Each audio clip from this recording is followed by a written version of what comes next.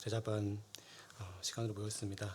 주님께서 준비된 그 공부 내용을 저희가 잘 습득하고 또 주님께서 원하시는 그 말씀을 잘 깨달아 주님이 원하시는 삶을 살 수 있기 원합니다.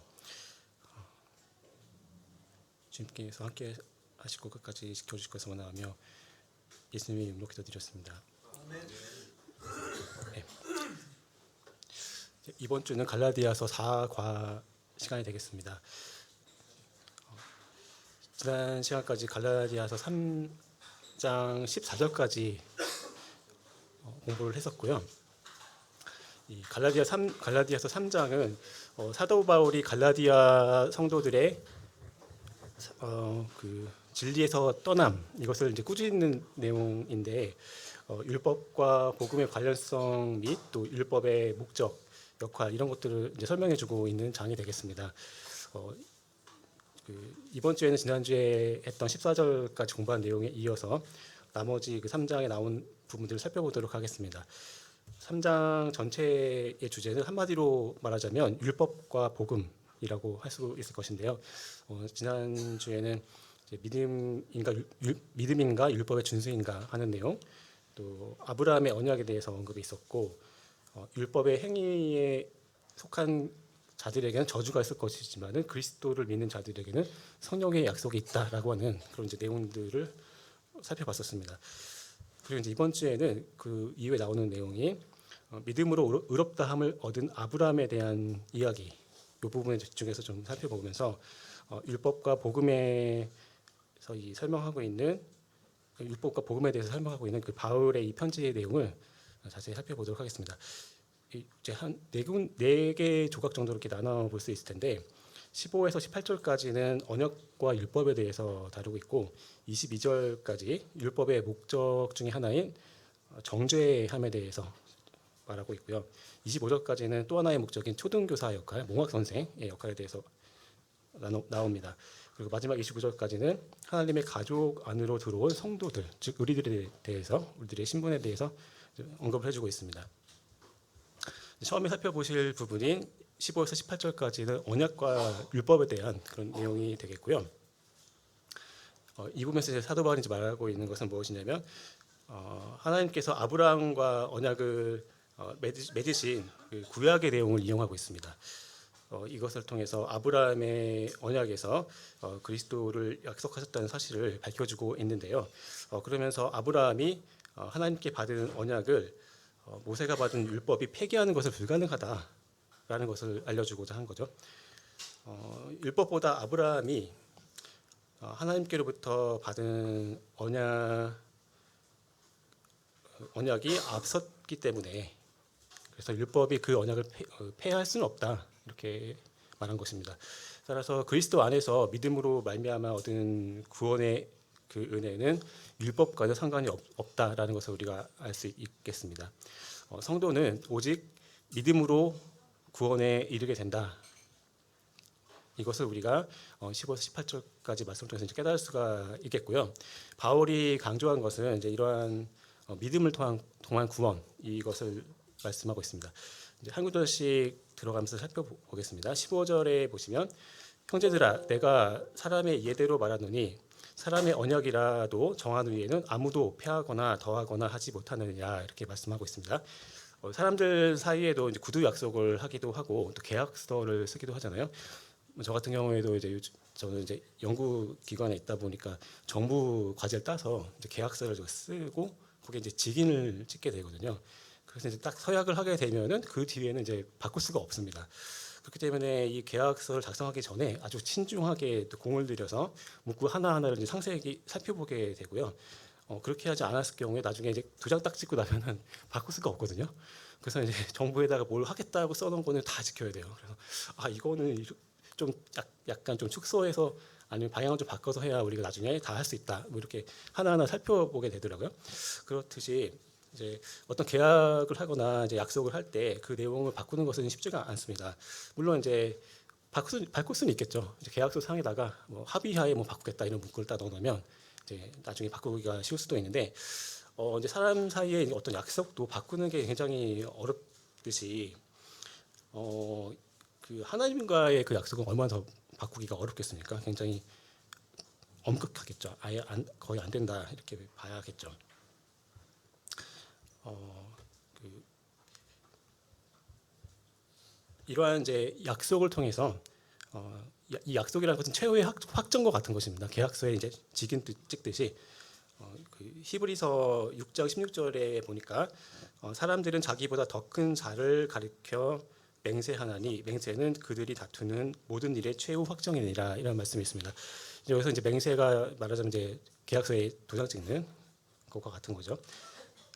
이렇게 이제 정해진 것이 바뀔 수 없다는 것은 또 창세기가 아니라 잠언 30장 6절에 보면은 이런 말씀이 나오는데요. 너는 그의 말씀에 더하지 말라. 그가 너를 책망하시겠고 너는 거짓말하던 자가 될까 두려우니라. 이런 말씀이 있습니다. 이 하나님의 말씀을 바꾸는 것은 안 되는 것이고요. 그것이 초래할 그 문제가 얼마나 큰가. 하나님 앞에 거짓말하는 자가 되고 그에 따르는 심판을 받게 되겠죠. 16절 보시면 이 약속들은 아브라함과 그 자손에게 말씀하신 것인데 여럿을 가리켜 그 자손들이라 하지 아니하시고 오직 한 사람을 가리켜 너의 자손이라 하셨으니 곧 그리스도라라고 말씀하셨습니다. 여기 이제 보면 이제 아브라함이 나오는데 이 아브라함이 이제 보이는 땅을 내가 너와 너의 자손에게 주리라라고 창세기 13장에 하나님께서 약속하신 말씀이 있습니다. 그리고 이제 여기 보면 자손이라는 단어가 이제 3번 나오는데 자손들도 있고요. 여기 나온 자손은 다른 말로 이제 어떤 사람의 씨라고 할 때 그 씨와 같은 단어인데요. 뭐 헬라어를 찾아보면은 스페르마라는 단어로 되어 있고 이제 여기서 번역할 때 씨라고 번역해도 되는데 이제 우리 개역 개정판에는 자손이라고 이제 번역이 되어 있습니다. 근데 이 씨라는 것이 창세기 22장 18절에 보시면 또 내 씨로 말미암아 천하 만민이 복을 받으리니 이는 내가 나의 말을 준행하였음이니라 하셨다 하니라라는 말씀이 창세기 22장 18절에 나오잖아요. 이제 여기에 그 아브라함과 하나님께서 맺으신 그 언약의 말씀의 내용인데 여기에 이제 씨가 나옵니다. 너의 씨로 말미암아서 천하 만민이 복을 받을 것이다라고 하는 이 언약의 말씀, 아브라함의 언약의 말씀이 나와 있습니다. 이 언약과 이제 연결되는 내용이고요. 여기 이제 자손이라고 16절에 되어 있지만 얘를 씨라고 봐도 되고 이제 그 창세기 22장과 이제 연결된다라고 생각하실 수 있습니다. 물론 이제 창세기 13장을 읽을 때 이 바울이 이렇게 설명해 놓은 게 없었다면은 이게 이제 뒤에 여기 이제 보면 18절 보면은 그 자손이 곧 그리스도라고 나와 있잖아요. 이분이 그리스도일 것이라고 이제 알 수 없었을지도 모르겠어요. 근데 이제 바울을 통해서 16절에 이 자손을 가리켜서 그리스도와 연결시켜 주신 것을 알 수가 있고 이것은 이제 그 성령을 통해서 바울에게 조명을 주셔서 이제 바울에게 기록해 주셨고 이제 우리가 그것을 알 수 있게 되었습니다. 17절에 보면은 내가 이것을 말하노니 하나님께서 미리 정하신 언약을 430년 후에 생긴 율법이 폐기하지 못하고 그 약속을 헛되게 하지 못하리라 이렇게 나와 있습니다. 이제 여기에서 또 말하고 있지만 아브라함이 이제 언약을 맺은 다음에 그리고 그 후손들이 이집트로 이제 가서 살게 됐는데 거기에서 이제 종살이를 오랜 시간이 지난 다음에 종살이를 하게 됐잖아요. 그래서 이제 아브라함의 언약 이후에 이스라엘 자손이 이집트에서 거주한 지 430년이나 된 후에 이제 모세를 통해서 주어진 율법이 나중에 주어졌죠. 그 율법이 전혀 그 구원의 약속에 어떤 영향을 주지 못한다라고 이제 여기서 알 수가 있습니다. 이 430년이라는 그 시간은 명확히 그 구약에 나와 있거든요. 그게 이제 어디 나오냐면은 출애굽기 12장 40절 41절에 보면 그게 나오더라고요. 찾아보니까 이제 출애굽기 12장 40절에 보면은 이스라엘 자손이 애굽에 거주한 지 430년이라 41절 430년이 끝나는 그날에 여호와의 군대가 다 애굽 땅에서 나왔은즉 이렇게 되어 있습니다. 그래서 이 기간이 430년이라는 것을 알 수가 있고요. 물론 이제 그보다 더 됐을 수도 있겠죠. 아브라함이 언약을 받고 그 후손들이 이제 이집트 들어간 건데 이제 성경에서는 정확하게 430년이라고 이렇게 언급을 해주고 있습니다. 그래서 이제 이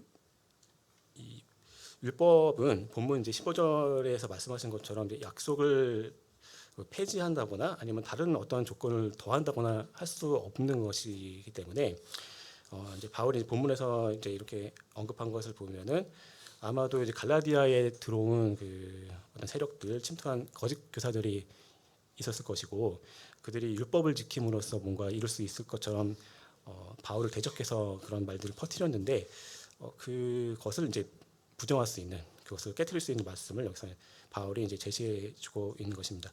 430년 후에 온 율법이 약속을 무효한다는 것은, 또 대체한다는 것은 있을 수가 없는 일인데 아마도 이제 이 거짓 교사들이 그렇게 주장을 했을 것 같습니다. 그리고 이제 넘어가기 전에 하나만 언급하고 싶은 것은 이 17절에 하나님께서 미리 정하신 언약이라는 표현이 나오잖아요. 그 앞에 어떤 사본에는 그리스도 안에서라고 하는 그 문구가 들어가 있어요. In Christ라고 되어 있는데 이게 이제 성경이 계속 이제 원본이 있으면 필사본을 계속 적어서 내려가는데 이제 어떤 사람들이 뭐를 이렇게 빠뜨릴 수도 있고 어떤 사람은 뭔가를 이렇게 메모 같은 걸 적어놨는데 그 계속 후세에 이어질 수가 있고 그렇게 볼 수가 있는데요. 근데 여기 이제 어떤 판본에는 그리스도 안에서가 없고 어떤 그 사본에는 이렇게 들어 있고 해서 이제 두 가지로 이제 갈라져 있는 것 같습니다. 그래서 이제 우리 개역 개정 성경은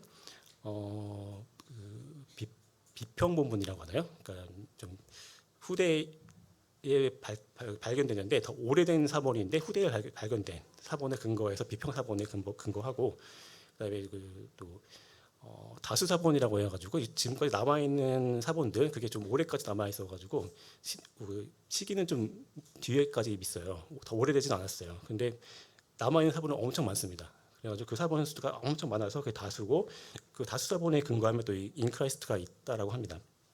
그런 부분 이제 참고를 하시면 될 것 같고요.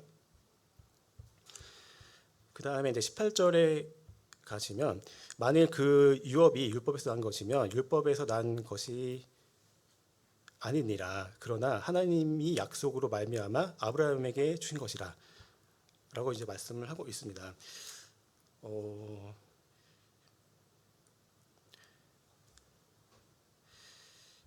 이제 여기에서 말씀하신 대로 이제 하나님의 약속이 바로 이제 아브라함에게 주어졌고요.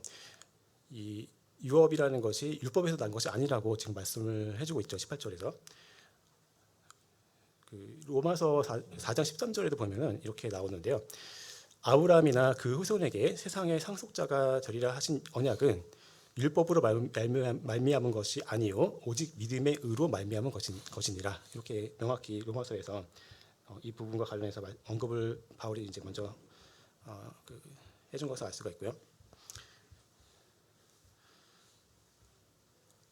또 창세기 22장 16절에도 이제 관련 구절이 있는데요. 창세기 22장 16절부터 보면은 이르시되 여호와께서 이르시기를 내가 나를 가리켜 맹세하노니 내가 이같이 행하여 내 아들 내 독자도 아끼지 아니하였은즉 내가 너에게 큰 복을 주고 너의 씨를 크게 번성하여 하늘의 별과 같고 바닷가의 모래와 같게 하리니 너의 씨가 그 대적의 성문을 차지하리라라고 하는 그 말씀이 있습니다. 이제 이삭을 하나님께 바쳤을 때 그것을 제지하시고 멈추신 하나님께서 예비하셨던 순양을 내어주시고 이제 이런 말씀을 한 장면이 나오죠. 그래서 이제 그 약속으로 하나님 약속으로 말미암아서 하나님께 주셨다라고 하는 그 유업이 결국은 여기 나온 것처럼 이제 율법이 아니고 약속에서 난 것이다 이렇게 알 수가 있습니다. 그리고 이제 19절에서 22절로 넘어가는데 25절까지 봐야겠죠. 19에서 25절까지 율법의 목적에 대해서 이제 설명을 해주고 있습니다. 크게 두 개로 나눠서 설명하더라고요. 첫 번째 거는 범법함 때문에 더해진 것이 율법이라고 하는, 그러니까 어떤 정죄함을 위해서 주어졌다라고 하는 부분이 나오고요. 그게 22절까지. 그다음 25절까지는 이제 몽학 선생, 즉 초등교사의 역할을 하기 위해서 율법이 주어졌다라고 이제 설명을 하고 있는데요. 먼저 22절까지 끊어서 좀 보겠습니다. 이 사도 바울은 22절까지 19에서 22절에서 이제 하는 말씀은 이제 사도 이 의인이 믿음으로 산다는 것을 갈라디아 성도들에게 증명을 하고 싶은 거예요. 그래서 25절까지 이제 그 율법의 목적을 설명함으로써 그것을 이제 설명하려고 하는데, 첫 번째 설명한 그 목적은 이제 19절에 나온 것처럼 약속하신 자손이 오시기까지 범법함 때문에 더해진 것이다. 율법이 더해진 것은 범법함이 있기 때문에 그것을 정죄하기 위해서 주어졌다라고 이제 설명하고 있는 것을 볼 수가 있습니다. 다시 말해서 이제 하나님께서 죄를 깨닫게 해주시려고 율법을 주셨다, 이렇게 이해할 수가 있는 거죠. 따라서 율법을 사용하면 사람이 모두 죄 때문에 죽을 수밖에 없는 존재다라는 그것을 알 수 있게 되는 것이고요. 결과적으로 율법이 아닌 믿음을 통해서만 구원을 얻을 수 있다라는 것을 알 수 있도록 그래서 그런 목적으로 율법을 주셨다라는 것을 알 수가 있습니다. 그런데 아이러니하게도 이제 어리석은 인간은 율법을 통해서 구원을 얻겠다고 이제 하고 있죠. 다시 말해서 이제 스스로 노력해서 성취하겠다라고 하는데, 이게 이제 교만한 자세고 교만 행위에 불과한 것을 이제 알 수가 있습니다. 이제 율법의 첫 번째 목적인 정죄에 대해서 19절부터 자세히 좀 살펴보겠습니다. 그런즉 율법은 무엇이냐? 범법함으로 더하여진 것이라. 천사들을 통하여 한 중보자의 손으로 베푸신 것인데 약속하신 자손이 오시기까지 있을 것이라. 라고 이제 말씀을 했고요. 방금 말씀드렸던 것처럼 죄를 깨닫게 하시고자 하는 그 목적에 대해서는 로마서 3장 20절과 연관지어서 보시면 될 것 같아요. 로마서 3장 20절에 보면은 그러므로 율법의 행위로 그의 앞에 의롭다 하심을 얻을 육체가 없나니 율법으로는 죄를 깨달음이니라 라고 이렇게 명확하게 율법의 목적에 대해서 설명해 주고 있고, 이제 그 구조가 여기 연결이 되어 있다라고 보시면 되겠습니다. 또 로마서 4장 15절에 보면은 율법은 진노를 이루게 하나니 율법이 없는 곳에는 범법도 없느니라 라고 또 말씀하고 있거든요. 이것을 이제 연결해서 보면 이제 율법의 목적이 죄를 깨닫게 하고 또 범법함을 깨닫게 하도록 하는 그 목적인 것을 알 수가 있습니다. 그 외에도 여러 구절들이 있는데요. 제가 이제 다 하는 게 아니라 이제 뒤에 또 윤혁 현장님께서 문제풀이를 해주셔야 돼가지고 시간을 안배해서 좀 빨리 나가도록 하겠습니다. 그리고 20절은 설명을 하고 가야 될 것 같은데요. 20절에 보면은 그 중보자는 한 편만 위한 자가 아니나 하나님은 한 분이시니라 이렇게 나와 있죠. 이 구절이 좀 제가 이해하기가 좀 어려워서 생각도 해보고 또 주석서도 이렇게 찾아보고 했는데, 여기 이제 중보자라는 것은 중간에 있는 사람이니까 한 편만을 위한 게 아니라 양쪽을 위해서 있는 거겠죠. 그래야지 이제 계약 성사할 때 뭐 중간에 중보자가 있다 그렇게 본다면. 그런데 이제 뒤에 보면 하나님은 한 분이라고 또 설명을 했잖아요. 그래서 이게 도대체 무슨 말일까? 만약에 한 편에만 있고 다른 쪽에 아무도 요구하지 않는, 말하자면 이제 조건이 없는 약속이 있다면은 그런 약속에는 중보가 필요하지 않겠죠. 그냥 한쪽에서 이렇게 해줄게라고만 하는 약속이라면. 근데 양쪽에서 뭔가 해야 되는 사항이 있으면은 중보자가 필요할 거라고 보여집니다. 그래서 이제 율법이라는 것은 이제 양쪽에 필요한 거라서 무엇을 지켜라. 그럼 지키면 무엇을 해주겠다라고 하는 식의, 그건 이제 율법의 약점이겠죠. 사실 율법의 요구사항은 엄청 높거든요. 기준이 굉장히 높은데 그걸 사람이 지킬 수가 없는 게 당연한데, 그럼에도 불구하고 그걸 지키라고 하는 약속을 준 거잖아요. 율법이 요구한 거잖아요. 그래서 그 모세라고 하는 중개자를 통해서 양쪽이 연결됐는데, 하나님과 사람이 연결되는데 그 조건이 사람이 그 율법을 다 지켜야 되는 아주 무리한 그런 요구일 수 있는, 그게 이제 율법의 약점이라고 할 수 있다면, 하나님은 한 분이시라고 한 거는 하나님께서는 양쪽으로 한 게 아니라 한쪽으로 그냥 약속을 해주신 거죠. 네, 일방적으로. 그렇게 이제 맥도날드 주석이 제가 찾아보니까 그렇게 설명이 되어 있더라고요. 저도 그런 뜻이구나 이제 그렇게 좀 이해를 했고요.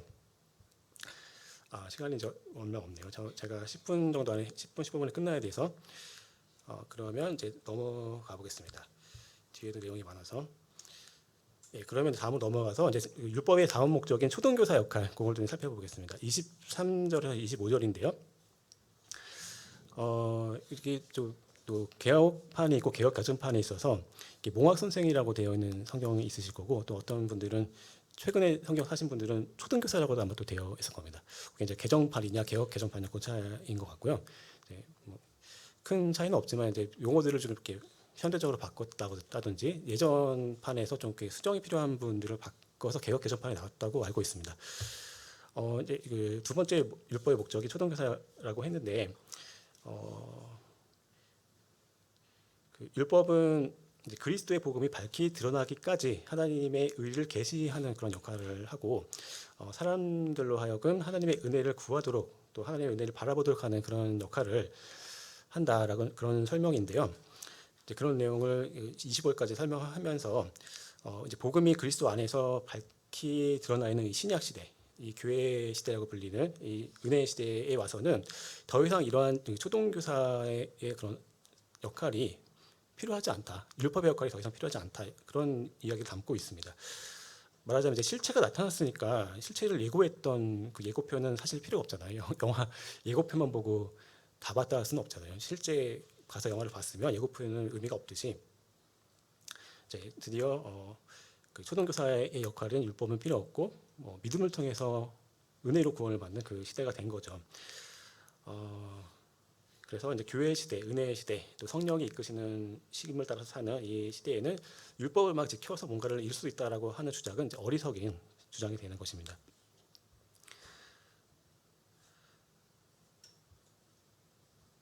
23절을 보시면 이제 그 말이 나오죠.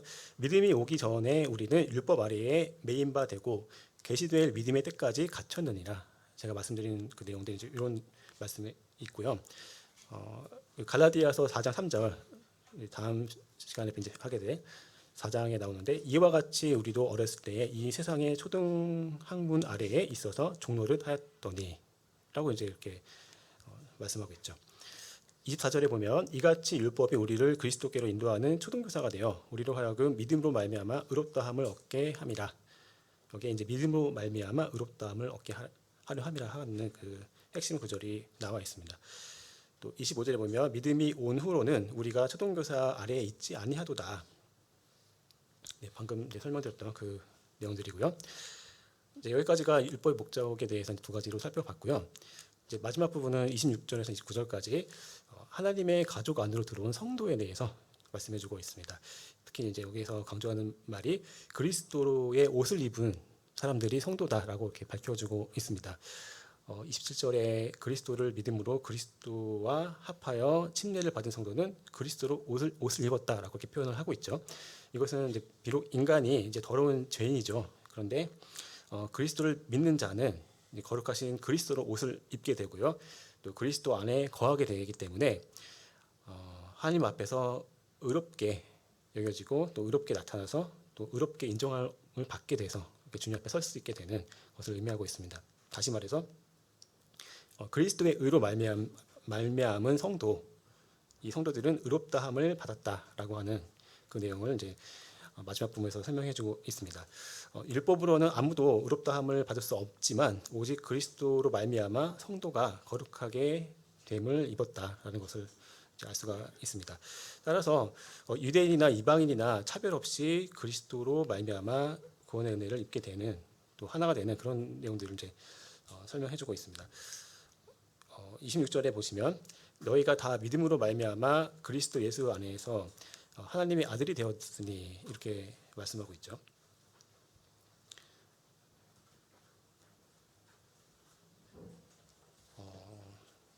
믿음으로 말미암아 구원 받는 그 구절들은 이제 여러 성경 구절들이 있고 이제 인용할 수 있는데, 대표적으로 살펴보면 요한복음 1장 12절 말씀이 있을 것 같아요.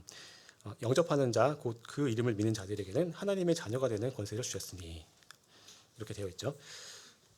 그래서 이 믿음으로 말미암아 그리스도 예수 안에서 하나님의 아들이 되었다라고 이렇게 말씀하고 있습니다. 물론 여기에 이제 아들이 되었다고 해서 그러면 딸들은 어떻게 되는 거냐 이렇게 질문하신다면 이제 포함되어 있다 이렇게 생각하시면 되겠고요. 그다음에 이 아들이 휘오스라고 하는 그 헬라어 단어더라고요. 근데 휘오스가 항상 아들로만 번역되는 건 아니고 이제 뭐 자녀라고도 자손이라고도 번역이 되고 하기 때문에 이제 포함된다 이렇게 보시면 될 것 같습니다. 그리고 또 이 믿음을 통해서 구원받는 그 구절은 또 에베소서 1장 5절도 있죠. 에베소서 1장 5절에 보면은 그 기쁘신 뜻대로 우리를 예정하사 예수 그리스도로 말미암아 자기의 아들들이 되게 하셨으니 라고 하는 구절도 있습니다. 27절로 넘어가겠습니다.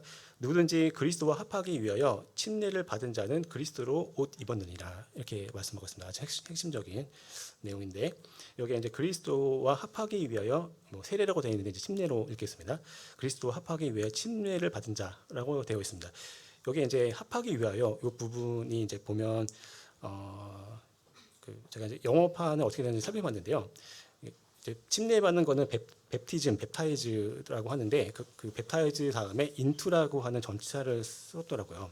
그래서 이게 킹제임스 버전뿐만 아니라 NIV에도 그렇게 똑같이 표현이 되어 있어서 그러니까 침례 받아가지고 인투는 어디로 들어가는 방향성을 갖고 있죠.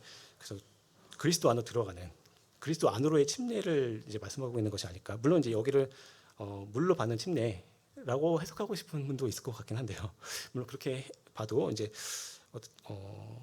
무리가 있는지 없는지 모르겠지만 될 것도 같습니다. 그런데 아무튼 여기 인투라고 하는 전치사를 생각해 본다면 그리스도 안으로 들어가는 그 침례를 말한다. 주님의 안으로 우리가 들어가서 그분과 한 몸이 되는 하나가 되는 그래야지 우리가 그분의 옷을 입었다고 할 수 있지 않겠습니까? 저의 생각은 이제 그렇게 생각이 들고요. 또 이제 로마서 6장 3절을 잠깐 보면 무릇 그리스도 예수와 합하여 침례를 받은 우리는 그의 죽으심과 합하여 침례를 받은 줄을 알지 못하느냐 이런 구절도 있습니다. 그래서 우리가 예수님과 합하여 침례를 받았다. 그분 안으로 이제 들어가게 됐다. 그러니까 침례라는 것 자체가 어디 잠기는 거잖아요. 물에 잠기는 거. 그게 이제 침례인데 그래서 물에 들어가는 것도 침례고 불의 침례도 있습니다. 찾아보면 불 속에 들어가는 그러니까 이제 영원한 심판을 의미하겠죠. 불의 심판은 무서운 거죠. 그리스도 안의 침례는 그분과 하나가 되는 그분 안으로 들어가는 그런 침례를 말씀한다라고 이제 생각이 듭니다. 28절에 보시면 너희는 유대인이나 헬라인이나 종이나 자유인이나 남자나 여자나 다 그리스도 예수 안에서 하나이니라 라고 하는 이제 말씀 나와 있습니다.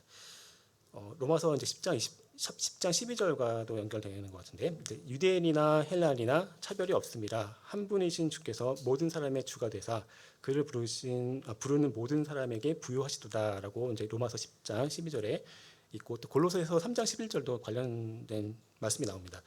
거기에는 헬라이트나 유대인이나 할레파나 무할레파나 야만인이나 수고디아인이나 종이나 자유인이나 차별이 있을 수 없나니 오직 그리스도는 만유시요 만유 안에 계시니라라고 또 되어 있습니다. 그래서 이제 여기 28절에 나온 대로 유대인이 됐건 아니면 헬라인 이방인 우리를 말하는 거죠. 이방인이 됐건 아니면 종의 신분에 있건 아니면 자유로운 신분에 있건 그것이 상관이 없고 또 남자이거나 여자거나 그것이 상관없고 그리스도 안에서 이제 하나가 되는 그것은 27절에서 말한 대로 우리가 다 그리스도 안으로 침례를 받은 같은 그 한 몸 안에 들어왔기 때문에 하나가 될 수 있다라고 이제 이해를 할 수 있을 것 같습니다. 이제 마지막 29절인데요. 너희가 그리스도의 것이면 곧 아브라함의 자손이요 약속대로 유업을 이을 자니라라고 말씀하고 있습니다. 이제 이 부분도 또 연결되는 구절들이 많이 있는데 이제 찾아보니까 로마서 9장 8절과 연결되는 것 같습니다. 곧 육신의 자녀가 하나님의 자녀가 아니요 오직 약속의 자녀가 씨로 여기심을 받느니라라고 말씀하고 있거든요. 여기도 이제 씨가 나오는데요. 그래서 이제 여기에 나와 있는 그 유업을 이을 자가 우리가 그리스도의 것이기 때문에 아브라함의 자손이고 그렇기 때문에 그 약속 아브라함에게 주었던 그 아브라함의 언약대로 유업을 잇게 될 것이다. 유업을 이을 자니라라고 이렇게 설명을 해주고 있습니다. 네, 제가 준비한 거는 많았지만 이제 또 문제풀이를 위해서 좀 간략히 했고요. 결론을 맺고 이제 문제풀이로 넘어가도록 하겠습니다.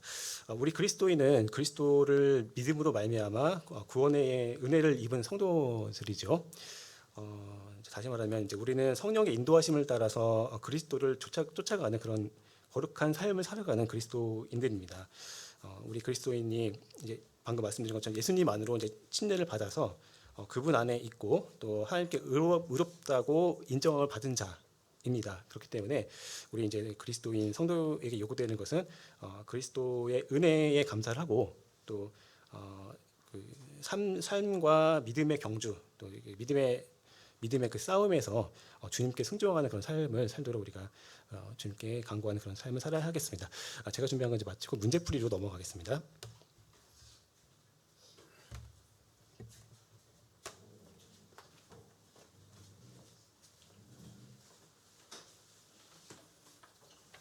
안녕하세요. 문제풀이 하겠습니다.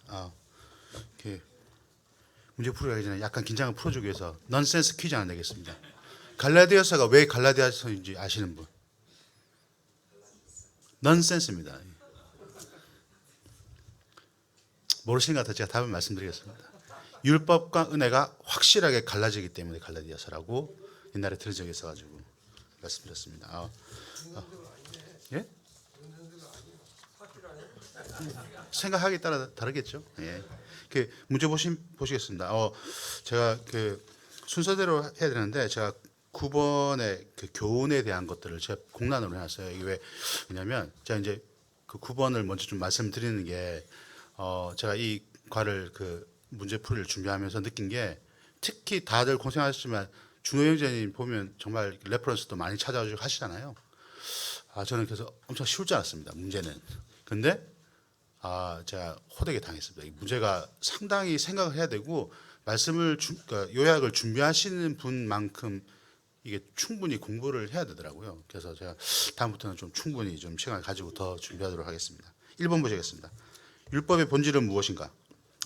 간단하게 답만 말씀드리면 율법의 본질은 그 로마서 7장 12절에 나와 있는 것처럼 거룩하고 의롭고 선합니다.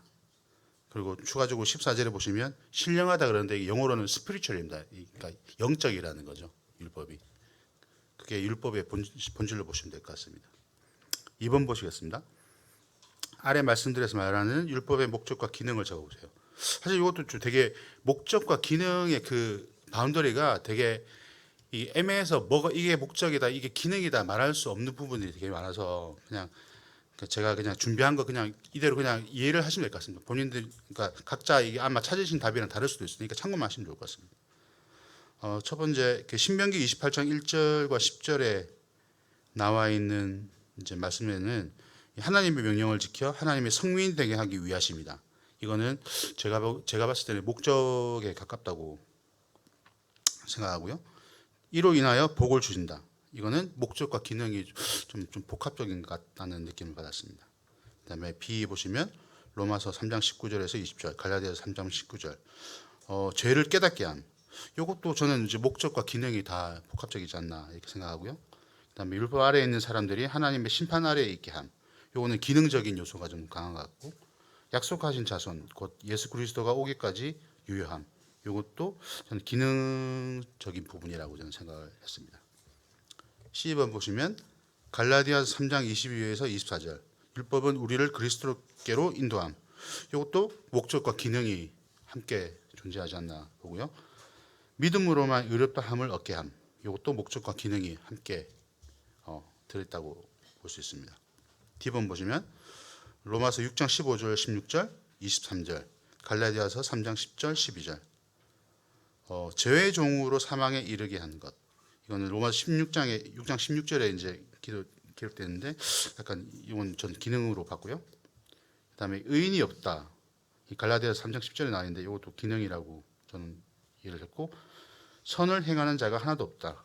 이 갈라디아서 3장 12절에 나와 있는데 이것도 저는 기능으로 이해를 했습니다. 3번 문제 보시겠습니다. 17절에서 말하고 있는 430년 후에 생긴 율법이 하나님의 약속을 피할 수 없는 이유는 무엇인가? 아까 준호 형제님 명확하게 설명을 해주셨는데 율법은 하나님의 약속을 이루어 가시는 단지 과정에 불과하다고 보시면 될 것 같습니다. 그래서 또 율법은 유대인들에게만 주어진 법이지만 아브라함의 후손은 율법을 행하는 자가 아니라 믿음으로 의롭다함을 얻은 모든 사람들이 아브라함의 자손이다. 창세기 22장에 잘 나와 있지 않습니까? 그렇기 때문에 이 율법이 하나님의 약속을 피할 수 없다고 생각을 합니다. 4번 보시겠습니다. 그 중보자는 한 편만 위한 자가 아니다. 하나님은 한 분이시라는 말씀의 의미는 무엇인가? 제가 사실은 이 4번 때문에 잠을 잘 못 잤습니다. 근데 이게 참 제가 위안을 얻는 게 그 갈라디아서 3장 19절 20절 말씀이 너무나도 많은 해석이 존재하고 성경에서 가장 해석하기 힘든 난해 구절 중에 한 구절이라고 제가 얘기를 들었거든요. 그 얘기를 들으니까 이제 마음이 좀 놓이더라고요. 그래서 뭐 그 수백 가지의 해석 중에 하나라고 생각하시면 제가 뭐 엉뚱한 소리를 하시더라도 충분히 이해가 되시리라 생각됩니다. 저는 이 말씀을 이렇게 얘기했습니다. 율법은 하나님의 약속과 상반되는 것이 아니다. 율법은 하나님과 이스라엘 간의 약정, 뭐 계약으로서 조건을 충족시키느냐에 따라 상반된 결과를 초래한다. 율법을 지키면 축복을 받고 어기면 저주를 받는 그런 거죠. 하지만 하나님의 약속은 하나님 단독적으로 아브라함을 통해 약속하셨다. 아까 준우 형제님이 또 한 가지 집어준 거를 보고 제가 이제 또 추가적으로 생각한 거는 한 편 이상의 협약을 할 때 중재자가 필요하지만 하나님께서 이스라엘에게 약속을 주실 때 중보자가 필요가 없었다는 거죠. 하나님 말씀 자체가 약속이기 때문에 아마 그런 차이가 있지 않나. 아마 이거 말고도 더 그 뒤에 숨어 있는 많은 큰 의미들이 있을 텐데 사실 갈라디아서 이 3장 15절부터 29절에 나와 있는 내용만으로 이 구절에 그 담겨 있는 좀 비밀한 것들이나 이런 것들을 발견하기에는 너무나 레퍼런스가 적기 때문에 오히려 여기서 너무 많은 걸 끊어내려 하다 보면 이 성경의 그러니까 갈라디아서 이 저자의 의도를 벗어나는 해석이 될 수도 있다는 생각이 듭니다. 그래서 이런 구절들은 과감하게 간략하게 하고 넘어가는 게 사실은 성경을 바르게 보는데 더 좋다고 저는 생각을 합니다.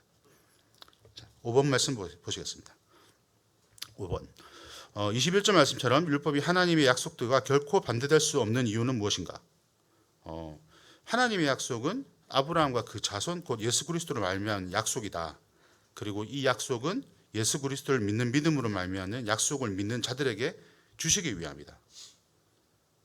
율법은 우리를 그리스도께로 인도하는 초등교사. 아까 몽학 선생을 이제 개혁개정에서는 초등교사라고 표현했는데 몽학 선생이라는 뜻의 의미는 초등교사라는 의미도 있지만 가정교사나 후견인으로 해석이 가능하다. 그러니까 단순하게 가르치는 일이 아니라 이 사람이 어느 수준에 그 도달하기 위해 옆에서 끝까지 책임져주고 돌봐주는 사람이다. 이렇게 보시면 됩니다. 그러니까 그만큼 율법이 사실 우리한테 그런 역할을 한다는 거죠. 그래서 하나님의 약속이신 예수 그리스도께서 율법이 마침이 되셨다. 그렇기 때문에 이 율법이 하나님의 약속과 결코 반대될 수가 없습니다. 과정이라고 보시면 더 쉽게 이해가 될 것 같고요. 율법은 약속하신 자손 곧 예수 그리스도가 오실 때까지 효력을 발휘한다.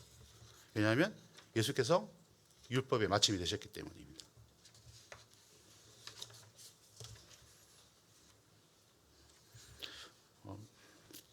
6번 넘어가도 되겠죠? 예, 6번 보시겠습니다. 계시될 믿음의 때는 언제이며 율법 아래 있는 자들을 묘사한 두 단어는 무엇입니까? 사실은 여기도 약간 좀 도전이 됐던 건데 챌린지가 됐던 게 묘사한 두 단어를 못 찾았거든요. 제가 이 구절에서 그래서 제가 만들어냈습니다. 예. 23절 보시면 믿음이 오기 전에 우리는 율법 아래 매인바 되고 계시될 믿음의 때까지 갇혔느니라. 이 계시될 믿음의 때는 바로 예수 그리스도의 탄생이라고 저는 생각하고 좀 더 자세한 시점을 얘기하자면 예수 그리스도가 십자가에서 돌아가셨을 때라고 저는 이렇게 봤습니다.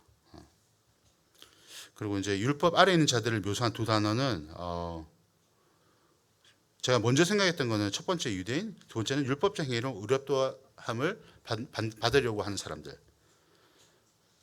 근데 여기 이제 그 갈라디아서 그 3장 10절, 12절에 보니까 또 뭐 비슷한 형태, 뭐 맥락으로는 거의 비슷하다고 보시면 됩니다. 그래서 뭐 저주 아래 있는 자, 율법을 행하는 자, 이런 사람들이 율법 아래 있는 자들을 묘사한 단어가 아닐까 이렇게 생각이 됩니다. 7번 보시겠습니다. 그리스도와 합하기 위하여 세례를 받으면서 세례가 의미하는 것은 무엇이며 이것을 통하여 얻게 된 그리스도로 옷 입는 삶은 무엇인가? 로마서 13장 13절 14절을 레퍼런스로 써져 있는데 일단 먼저 우리가 봐야 될 것은 그러니까 세례의 의미가 뭐냐? 그것은 우리가 그리스도와 함께 장사되고 그리스도와 함께 부활한 것을 의미한다고 볼 수 있습니다. 그래서 이제 그리스도와 함께 장사된 거는 우리가 함께 그 십자가에서 주님과 함께 못 박혔다는 것을 의미하기도 하죠. 그리고 그리스도로 옷 입는 삶은 이 죄의 종으로서 세례를 받기 이전에 죄의 의식, 죄의 본능에 따라 살던 삶에서 벗어나서 이제 그 삶은 바로 내가 주인인 삶이고 새로운 생명으로 말미암아 예수 그리스도가 내 삶의 주인으로서 이 땅에서 살아가는 삶. 한마디로 얘기하면 예수 그리스도와 하나됨을 의미한다고 볼 수 있습니다. 질문 없으시면 8번으로 넘어가겠습니다. 생각보다 오늘 좀 일찍 끝날 것 같습니다. 예. 좋으시죠? 예. 8번 보시겠습니다. 믿음으로 하나님의 자녀가 된 우리가 받을 유업에는 어떠한 것들이 있는가? 26절과 29절. 사실 이 우리가 받을 유업에 대한 것들을 열거한다는 자체가 사실 무리가 있습니다. 왜냐하면 이 유업은 사실 우리가 그냥 인간적인 언어로 다양한 단어로서 표현하는 거지. 그게 사실 우리가 어떤 건지는 우리가 아직 경험해보지 못했지 않습니까? 이게 아마 어마어마하게 크고 각기 다른 시각으로 봤기 때문에 나눌 수 있을 뿐이지 사실 이 유업은 사실 인간의 언어로서는 도저히 설명할 수 없을 거라고 저는 생각이 됩니다. 다만 저는 이 이제 성경에 기록되어 있는 이제 그 성경 기자들에 의한 그런 이제 표현들을 제가 정리를 좀 해봤습니다. 로마서 8장 17절을 보시면 자녀이면 또한 상속자 곧 하나님의 상속자요 그리스도와 함께한 상속자니 우리가 그와 함께 영광을 받기 위하여 고난도 함께 받아야 할 것이니라. 생각하건대 현재의 고난은 장차 우리에게 나타날 영광과 비교할 수 없다다. 고린도후서 5장 1절도 읽어드리겠습니다. 만일 땅에 있는 우리의 장막집이 무너지면 하나님께서 지으신 집 곧 손으로 지은 것이 아니요 하늘에 있는 영원한 집이 우리에게 있는 줄 아느니라. 참으로 우리가 여기 있어 탄식하며 하늘로부터 오는 우리 처소로 도입기를 사모하노라. 26절에 보면 우리가 받을 유업 하나님의 아들이 된다. 아브라함의 자손이 되며 약속대로 아브라함에게 약속하신 그 유업을 우리가 잊게 된다. 또 그리스도와 함께한 하나님의 상속자다. 그래서 그와 함께 영광을 받게 된다. 그다음에 하늘에 있는 영원한 집에 거하게 된다. 이게 사실은 다 다른 표현이긴 하지만 전체를 다 모아도 좀 부족할 만한 그런 내용이라고 생각합니다. 그래서 우리가 받을 유업에 대한 것들이 정말 하나님이 영원하신 분이기 때문에 저는 그 무궁무진하고 영원하다고 보기 때문에 우리가 삶에서 그런 것들을 하나하나 발견하는 그런 삶의 즐거움을 또 느꼈으면 좋겠다는 생각이 됩니다. 이상으로 문제풀이 마치겠습니다. 간단하게 기도하고 끝내겠습니다. 주님 감사합니다. 갈라디아서 통해서 율법과 이 은혜의 이 확연하게 드러나는 상반된 것들을 보게 되는데 그렇다고 율법이 이 악한 것이 아니라 우리로 하여금 이 초등교사처럼 우리가 은혜의 길로 갈 수 있는 그런 길잡이가 됨을 다시 한번 보게 되었나이다.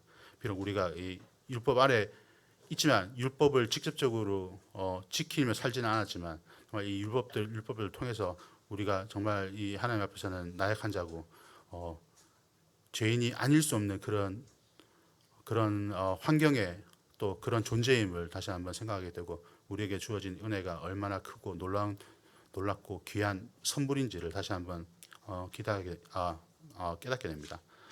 그뿐만 아니라 하나님께서 우리에게 주신 약속들 가운데 우리 안에 거하게 하시고 그 약속들이 우리 삶에서 실현될 그날들을 또 고대하오니 또 계속적으로 이 성경 공부를 통해서 그런 비밀한 것들을 저희들에게 깨닫게 해주시기 바랍니다. 주님 시간 감사드리며 주 예수 그리스도의 이름으로 기도드렸습니다.